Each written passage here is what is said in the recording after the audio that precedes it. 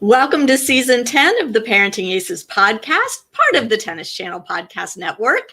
I'm your host, Lisa Stone, and in this episode, we are going to be hearing from a couple of outstanding young women who are, well, one's in 8th grade, one's in 11th grade. They are sisters, and they decided they needed to do something to give back to the sport that has given them so much and to help other people in the wake of what's going on in the world with the pandemic, with food issues, with water issues, with health issues around the world. And these two young women are so outstanding, and I'm really thrilled to introduce you this week to sisters Amani and Ayanna. And they are going to tell us about an amazing program they started called Second Serve.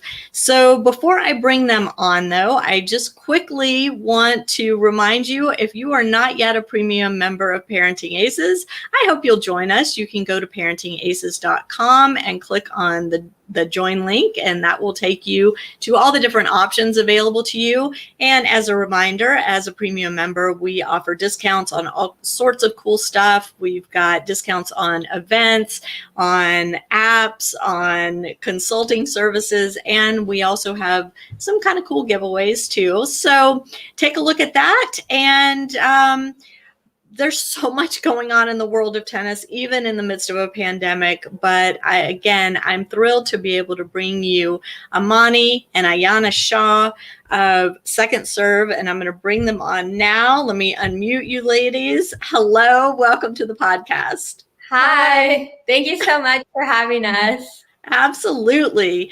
So Amani, you are a high school junior. Ayanna, you're in 8th grade. You guys live in San Diego, so just a little over an hour away from me. So we're kind of sort of neighbors these days. Can you tell us how you both got started playing tennis?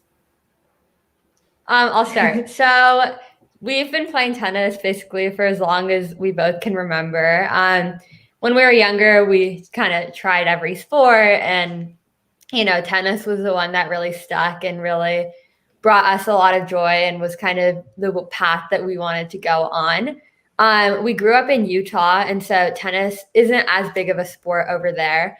But when we moved to SoCal, I think that's really when we both really started playing more and getting more involved and being surrounded by peers who, are really playing at a high level, really pushed us both to want to get to that level and want to play more. And also, who wouldn't want to be out in the sun and San Diego. So yeah. I think, tennis is, one of our favorite things to do. We get to play a lot together as well, which is really fun for both of us. Same thing. I started playing tennis. We played a bunch of different sports, and I started playing tennis because I was watching my sister play, and I just kind of got more inspired to play, and I thought it would be fun if I could hit with her sometimes. And yeah. And so do y'all play for your school? Do you play tournaments? What are your goals for your tennis?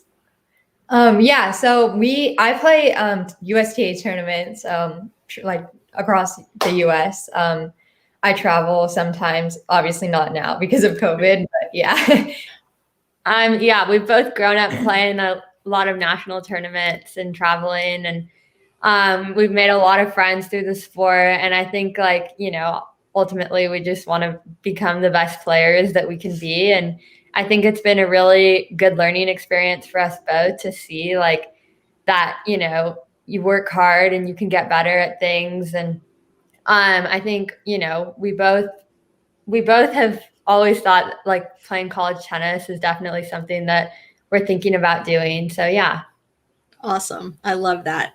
So 2 years ago, you had this idea of recycling used, or gently used, I should say, tennis equipment and starting Second Serve. Can you tell us what that is and kind of what made you go down that path? Yeah, so Second Serve is a fully youth-run nonprofit organization that we co-founded 2 years ago. And what we do is we collect gently used tennis equipment from tournament players, from country clubs, from gyms. And we redistribute that equipment to different underserved communities around the world to help underprivileged kids be able to play tennis. We started it because obviously tennis has brought us so much and been a huge part of our lives. And tennis often gets this rep of being kind of an elitist sport. It's obviously very expensive to play. And we just felt like, it shouldn't be like that, and that everyone should have the opportunity to play and get involved, because sports can really be an escape for some people and just an outlet to have fun and to have a good time. And there's also like a ton of lessons you can learn and things like that. And so that's kind of, how we got started in it. And I mean, first it was just me and Ayanna, but now we've grown our team to over 40 team members around the country, which is super exciting. And each of us collects and redistributes equipment within our own community, within our own geographic location. You want to talk a little bit about the local and international project? Yeah. So recently we've been trying to expand a lot more internationally. And we like shipping equipment. A lot of our team members have shipped equipment internationally to Argentina and India and Uganda, and we're looking into partnerships in Zimbabwe and Rwanda and Ethiopia. So that's been really exciting, but we are kind of struggling with the cost of shipping internationally because it's super expensive.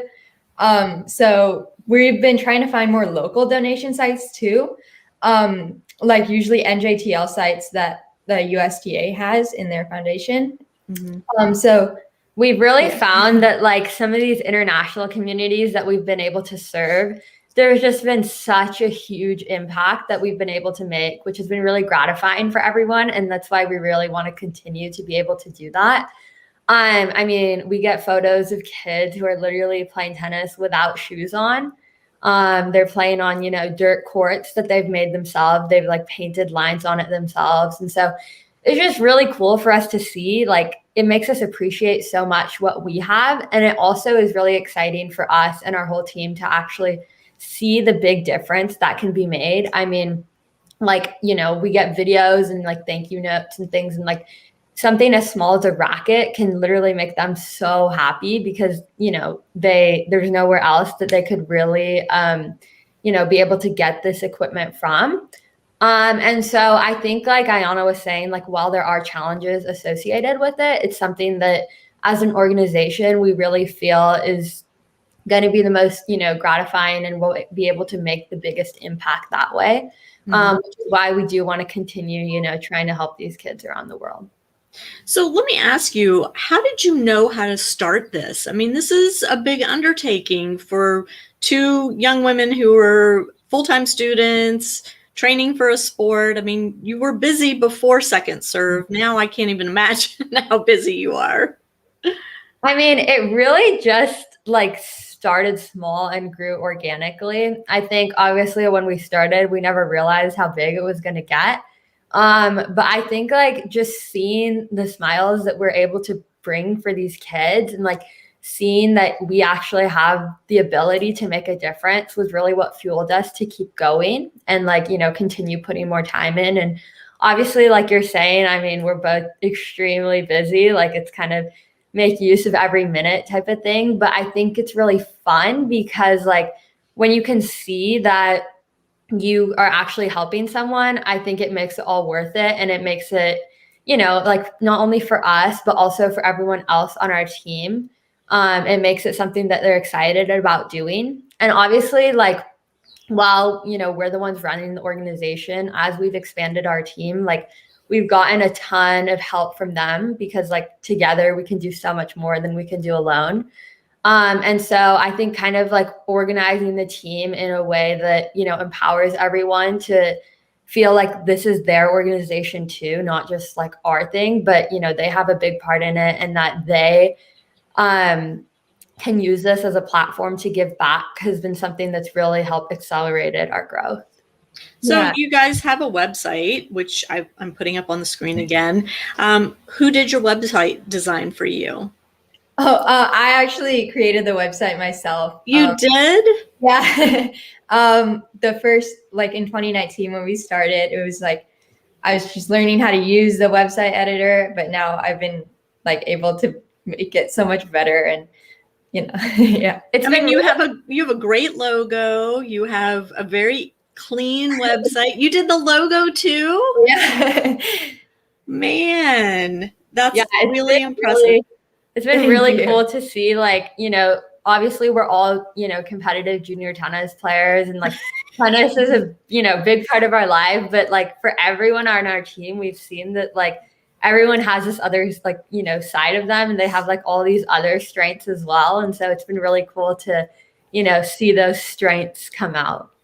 Talk a little bit about your social media efforts too, because I noticed on your website, one of your team members is in charge of social media. That's her job, right? Mm-hmm. Yeah. So we have Instagram is the main platform that we've kind of used to market what we're doing. Our Instagram is at Second Serve Club. So you can give us a follow there if you want. But we basically think that it's really important for us to be able to share with the donors the stories of the children that we're helping. And so I think like Instagram and our social media is really how we've been trying to like share these stories of these children. And I think photos are, just speak 1,000 words. They're so much more impactful and can really, tell a story just like looking at one photo. And so that's why like, we really love to be able to use social media to, spread awareness, to show people what we're doing, and also to, motivate people to, join our cause and help us and support us in the ways that they may be able to.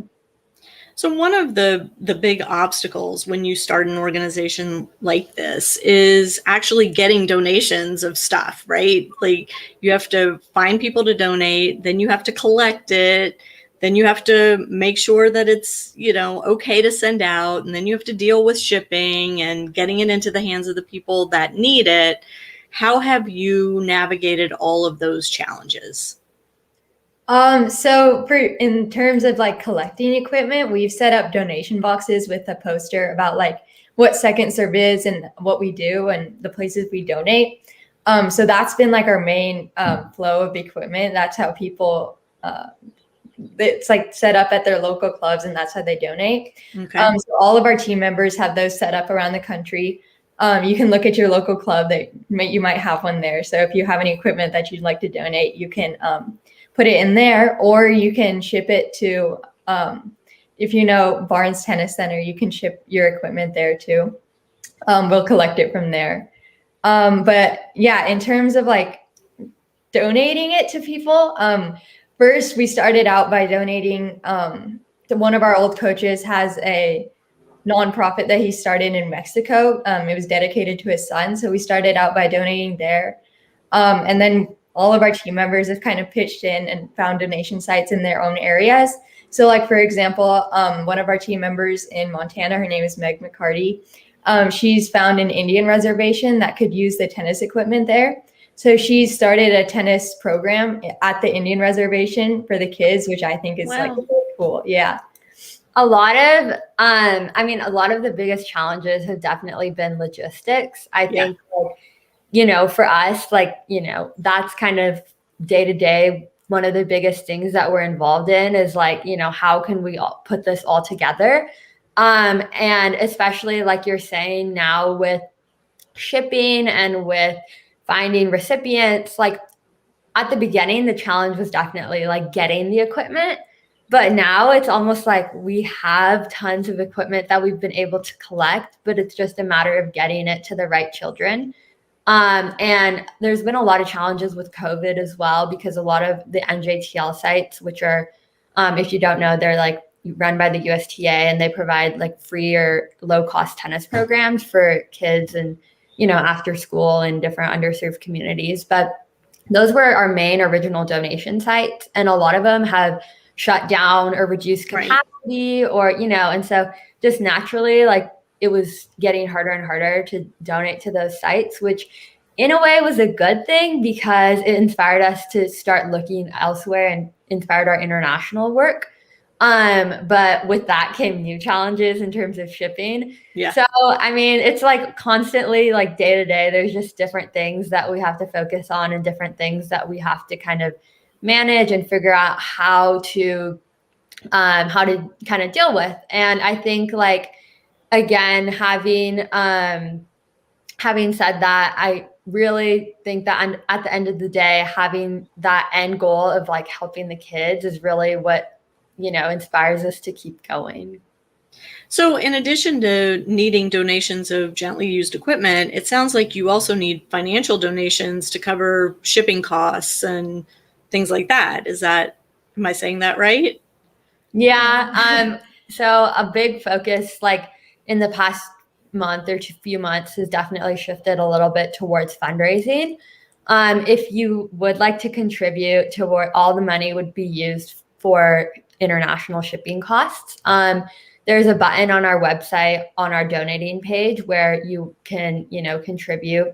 But yeah, I mean, at the end of the day, we just really want to be able to impact the kids who need it the most. And that's why kind of we feel like it's, while there is shipping costs, it is kind of justified because it is really helping those who can really use it. So yeah.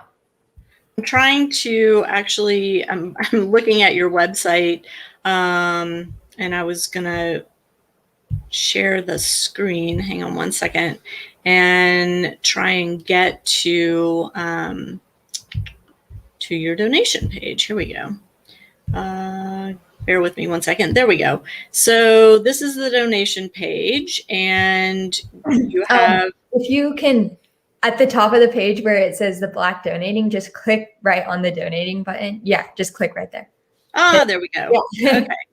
So here we go, monetary donation, and it shows you right here, $50 will ship 5 pounds, $100 will ship 10 pounds, et cetera, et cetera. And then there's just a button to click to donate. And then as we scroll down, we see the equipment that you guys are collecting, and you can go back to the donation box locations and see there are 15 in California, Montana, Missouri, Utah, and you guys are trying to, and I'm gonna, let's see, get rid of that. I'm sorry. You guys are expanding. You're trying to get team members across the country. If somebody is interested in becoming a team member and working with Second Serve, how does that work? How do they get in touch with you, and how do you screen applicants and make a decision if somebody's a right fit? Yeah, so we actually have an application page on our website too. It's under the Join Our Team page, and it's like why you want to help Second Serve, your age, where you live, things like that. So if you are interested in joining our team, we would absolutely love to have you. You can just fill out the application on our website, and we'll get back to you about doing a Zoom call and learning more about you and why you want to help. Okay. And I mean, are there certain qualifications that you're looking for in team members? I suspect this takes a lot of time, and so you need people that have the time to commit. Mm-hmm. So yeah, we definitely, I mean, like I said earlier, it is fully youth run. Ideally, we want kids between the ages of 13 and 17, just because like at that age you're mature enough and able to, actually make good contributions. But it also maintains the whole like youth run part of the organization. Sure. Obviously, everyone on our team, tennis is very dear to their hearts and a big part of, who they are in their life. And so obviously we want people who are passionate about it, because in turn that will help them also be passionate about, spreading the sport. And then also like, in the application, to be able to get to know you more and be able to get to know like how you feel that you can contribute to the team is something that is important. We have different levels of kind of positions, if that makes sense. So we have a Second Serve regional president, which is kind of like the most basic level position, in which you are in charge of collecting and distributing donations within your own community. We ask that you set up a certain number of donation boxes, and we give you like a starter kit to get started. And then beyond that, we have state presidents who take on a little bit more of a responsibility. So obviously if you have more time, then that's kind of a, bigger position in which you're kind of in charge of all the regional presidents within your state. And after that, we have also separated our organization into 3 big committees. So like each committee has a specific focus. So we have a social media committee, like you mentioned earlier. We have a brand storytelling committee, which is kind of in charge of, spreading the stories of the kids we're helping. And then finally, we have an events and fundraising committee. And so we have 3 like committee leads, which are kind of, with us, the 3 big leaders of the organization. And obviously they're the ones who, are contributing the most time and effort. So definitely we want other people to be a part of this because it's a really, really great platform for you to be able to give back to your community and for you to be able to make a difference. And, we don't want to, I know everyone's busy. Obviously we are super busy and, we can definitely relate to that. But if you're able to, just contribute a few hours a week, 1 or 2 hours a week, that's all it, really takes to be able to make a difference and do something like this. So definitely reach out to us if you would like to join our team and become a president, because we really feel that it will be really gratifying for you. And you also will be able to learn things that, you may not be able to learn otherwise. You're basically running your own chapter in your own city. And so it's definitely a big leadership position, and you get to, it's real world experience. For sure. And not to be crass, but there's resume value here for kids that are looking to, enhance their college applications and, have something to show that they are involved in their communities, that they are involved in their sport beyond just the on-court stuff, but that they are giving back and doing something for the greater good.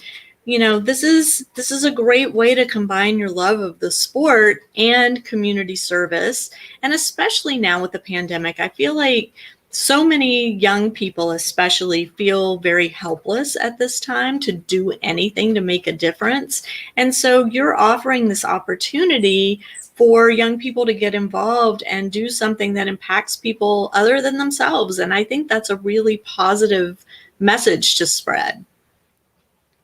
Yeah, for sure. I think like you were saying, the pandemic has really made us realize that the world is much bigger than ourselves, and that, it's, something that is literally impacting everyone around the whole world is going on right now. And so it's really encouraged both of us to look beyond just ourselves and, realize that there's so many other people in other communities who are affected so much more by this. And so if we're able to help them, I think it's really worth it. So what's going to happen, Amani, when you graduate high school and go off to college? Definitely still want to be involved in this. I think it's just a phenomenal cause, but obviously we're going to have a new leader leading the organization. Is that Ayanna? Ayanna, are you stepping into Big Sister's shoes? Yeah, likely. Obviously she's young right now, so it's a big undertaking, but I think in the next year or 2 years, as she's continued to be more involved in everything, I think definitely she'll be mature enough and have the take responsibility to do what I do. But obviously even after her, we really want this to be a lasting and sustainable thing. And I think the fact that we have a big team is going to allow that to happen. Hopefully as she graduates, then someone else can take leadership. And since it's a pretty we have a model kind of ironed out, which is really good. And so since it's pretty simple in terms of what our mission is, what we're trying to do, and how people can help, I think that's going to make it easier for it to actually be sustainable and actually give back and continue to last beyond just me and Ayanna. So y'all have partners that are involved with you. Can you talk a little bit about your partners, how you connected with them, and what they bring to the table for Second Serve? So, okay. Okay, most of our partners are obviously donation sites. They're amazing programs that either, have free or low cost tennis programs for children in these underserved communities.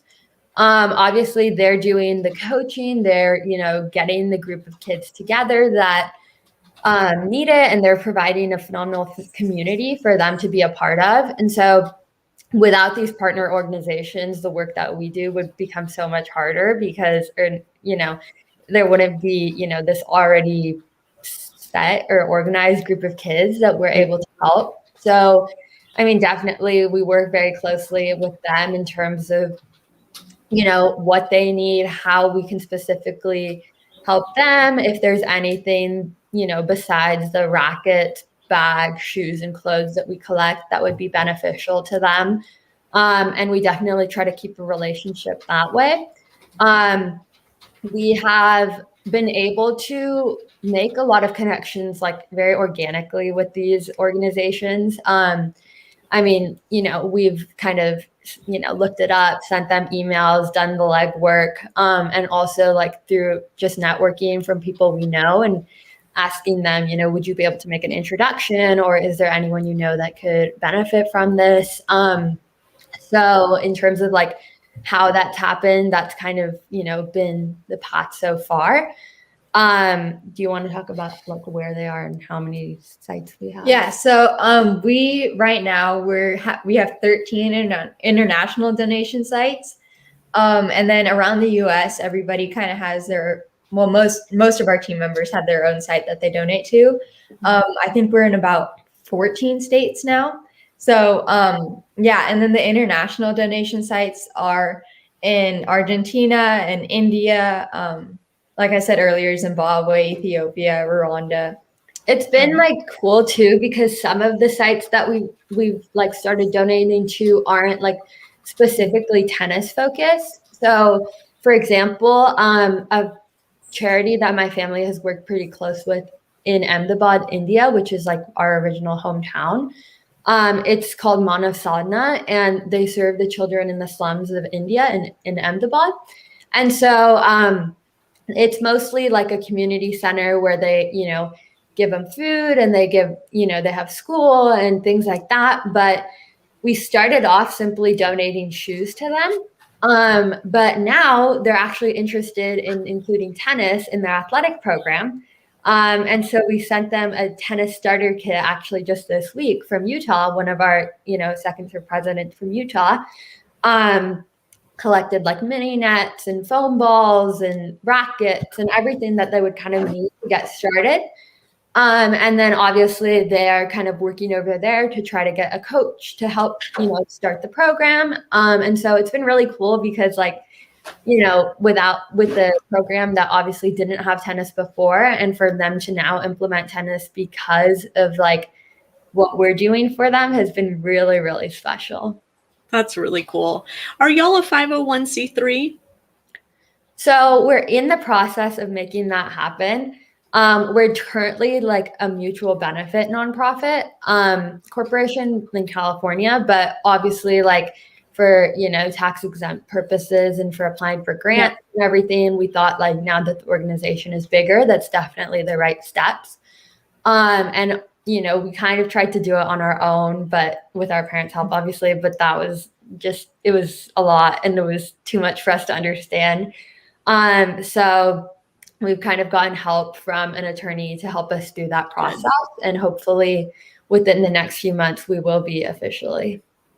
And that was my next question too, is are there adults involved? Are your parents involved kind of helping to oversee some of this, or is this 100% run by the teens? You can tell us some about the board. Yeah, so we do have an amazing board that's been really helpful in guiding us through the like twists and turns of charity. But our entire team is youth run. Most of the stuff is just me and Amani and the rest of our team.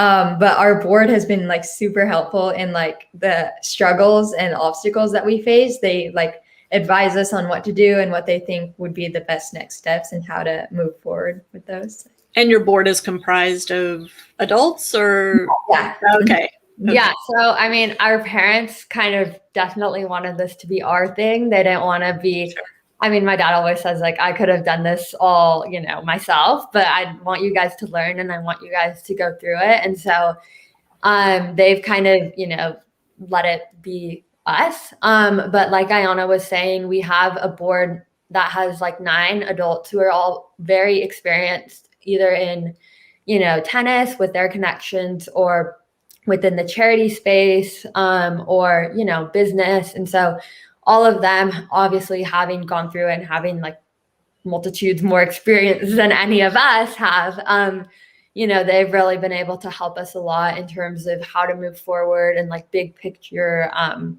plan and strategy and things like that. One of the things that I keep thinking as I'm listening to the two of you talk about this is the connection between having success on a tennis court and having success starting and building an organization like what you're doing. And you keep talking about marketing and decision making and tactics and strategy and all of these things that you use on a tennis court and you use in the real world, right? All of these different skills. Are you seeing any connection between the work you're doing with Second Serve and your success as tennis players? Yeah, so I think like on the tennis court, a lot of the stuff that you learn, like the lessons that you learn, can be like totally applicable in your life. Like you learn perseverance and you know how to keep going even when times get hard. So you learn a lot of lessons that definitely can be applicable to your life too. I think for me, the biggest thing is like actually getting to lead this organization and have a whole team that, I'm working with has made me a lot more confident as a person. I think before doing all this, I was definitely not, I've just grown as a leader. And I think in turn that definitely will help my tennis game in terms of like, confidence and things on the court. So yeah. I think it's so interesting that you choose to call the people that work with you your team, because we all know tennis is such an individual sport, right? It's you out there alone fighting against an opponent to win a match. And when you go to high school or when you go to college and you choose to pursue the team aspect of tennis, a lot of times it's a real shock to people because they're not used to having to work for the greater good as opposed to just their own benefit. Was it purposeful that you chose to call your team members as opposed to, I don't know what, volunteers or helpers or ambassadors? So something that's been super, super cool is like a lot of us, obviously the tennis community is small and a lot of us used to, compete against each other and, have battles on the court. And for example, like last week, 3 of our team members actually got featured on the news. They're from Orange County. It's Sarah, Mikala, Mika Ikamori, and Eliana Hana. And they've all kind of grown up playing tennis together and going to the same tournaments, playing each other a ton. And one of the things that was really special was that now instead of, all competing against each other, they're all working together towards something that's bigger than themselves. And so I think like that in and of itself is like really, really cool because again, tennis is so individual. It's all about yourself. You have to be selfish. And I think like getting to a point where, you're not thinking about like competition and scarcity, but you're thinking more about being grateful, being appreciative, and more of like an abundance mindset has been a really cool shift for us to see. And not only us, but also in all of our team members. Really cool. So let's just talk specifics one more time. If a young person wants to get involved and join your team as a team member, walk us through the steps real quick one more time. Okay, so you would probably go to our website at Second Serve Club. And then under the Our Team tab, there should be a Join Our Team button, I guess. So you can just click that and it takes you straight to an application. And then you can fill that out and we'll get it automatically. Yeah, right there. There it is. And then we'll get that automatically and we'll probably email you back with the next steps, probably a Zoom call with me, just to learn more about you and where you live and why you want to be a Second Serve president and how you can best help us. And then we'll send you like posters and like how to get started. We'll send you like a welcome email. And then, yeah, we'll go from there, see how you can best help us. Great. And for the parents that are watching, listening, and the coaches that are watching and listening, if they want to make a donation, the best bet is, again, to go to your website and look at the donation locations, or they can also mail to their nearest donation location. And if they want to make a financial donation, we showed you the place to do that on the secondserve.club website as well. And you guys are accepting equipment, shoes, balls, nets, everything. I mean, definitely like rackets, clothes, shoes, and tennis bags are kind of like the core of usually what we collect. But recently there's been, like with our donation sites, there's been a big demand for string.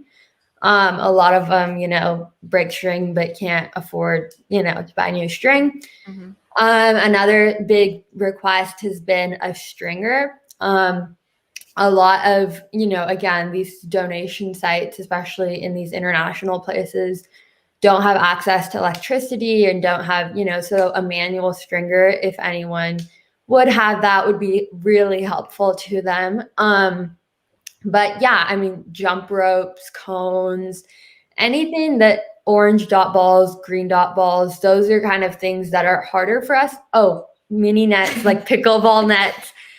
Those are kind of things that have been harder for us to come across just because, again, usually it's only like coaches or, people who are really involved in the sport that would have those things. But those are kind of big things that our donation sites have specifically requested that could be really helpful. So let's just ask, right here, right now, if any of you watching or listening are connected to a manufacturer and you have access to any of these pieces of equipment that these young women are requesting for Second Serve, please go on their website. It's secondserve.club. And get in touch with them and let them know if you have a stringer that you can donate, if you have nets or balls or rackets or bags or anything. It doesn't have to be gently used. It can be brand new. They'll take it. Yeah, you can also email us at secondserveclub@yahoo.com too, if that's easier for you. All right, hang on. I'm typing that up. My email's going crazy here. Sorry. All right, let me put your email up on the screen too. Here we go. There we go. secondserveclub@yahoo.com. If you have a donation that you'd like to make and it's something bigger than you can leave in a donation box at your local club, then please reach out to Amani and Ayanna and let them know that you've got this, and they will work with you to get it and get it in the hands of the kids who need it, right? Mm-hmm. Fantastic. Any last words you want to leave us with, ladies? No, thank you so much for having us. This was so great. And, we're really grateful for all your support and anything that you guys would maybe able to do to help. I mean, at the end of the day, it's really all for the kids. And I think, again, like I was saying earlier, just for them to actually be able to get out and be able to play is something, that we get to do all the time here, but we really take for granted sometimes. And so I think for them, I mean, no matter what's going on in their life, tennis can kind of be a safe space for them and a space for them to have a good time. And so, our goal is really to help facilitate that. Fantastic. And ParentingAces is becoming a partner of Second Serve, so we're pleased about that. And if any of you Parenting Aces community members are interested in getting involved, please reach out to me, Lisa at ParentingAces.com, or again, you can reach out to Ayanna and Amani at secondserveclub@yahoo.com and get those donations coming, especially those of you whose kids have maybe graduated, have gone off to college. You've got gobs of tennis equipment sitting around your house. You don't know what to do with it. Second Serve is what to do with it. Thank you. Thank you. All right. Thank you so much for taking the time, ladies. I'll let you get back to your schoolwork. To my viewers, my listeners, thank you so much for tuning in, and we'll catch you next time on Parenting Aces.